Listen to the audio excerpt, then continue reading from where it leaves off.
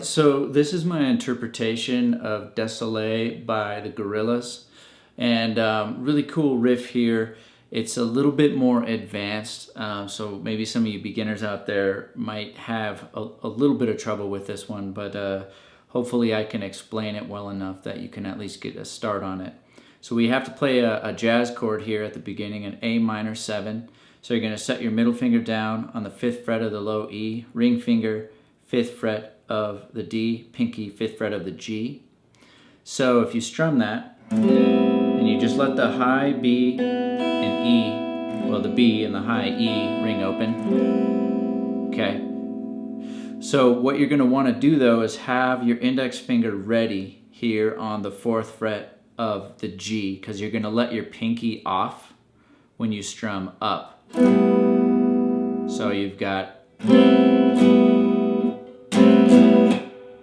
then you're going to do a rake mute.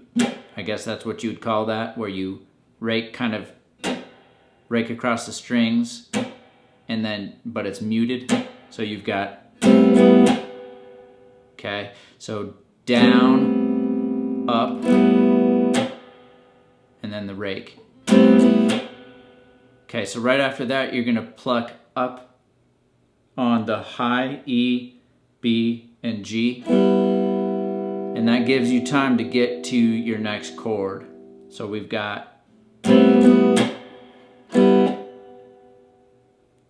okay.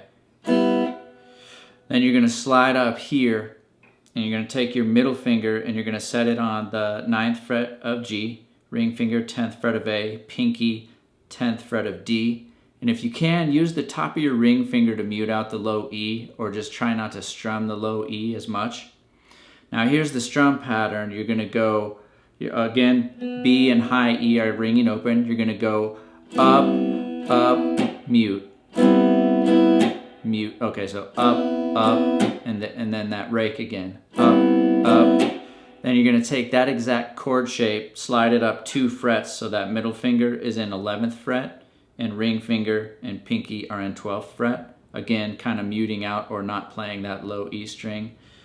Up, up, rake. So we had,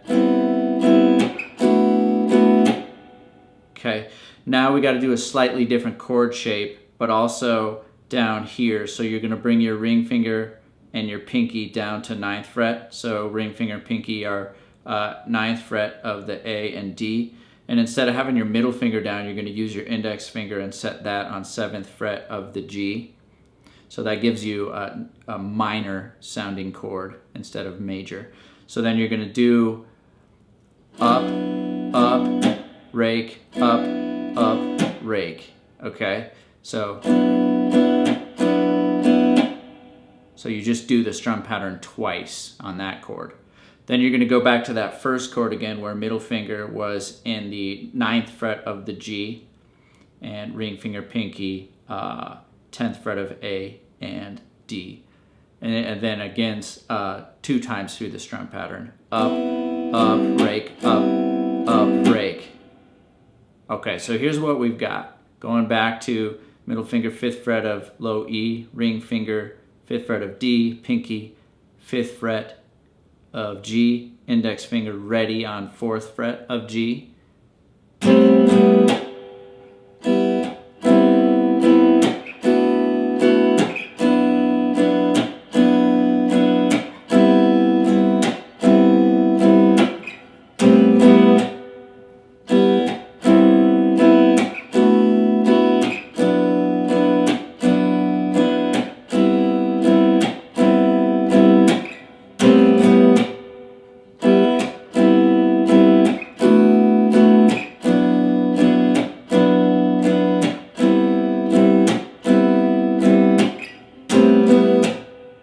Alright, so again, this is just my interpretation. I'm not claiming this is the end-all, be-all way to play it. This is just what I heard when I listened to it and tried playing along with it, and I thought it was somewhat simplified way to play it.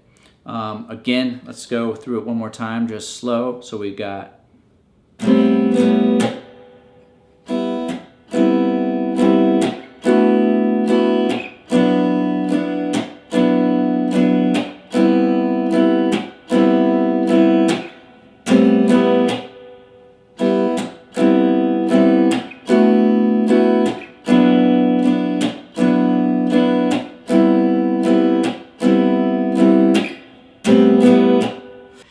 don't forget to hit the like and subscribe button. If you want to hear more on this song, let me know. Go ahead and leave me a comment. Tell me how much you loved or hated this lesson, and I will see you on the next video.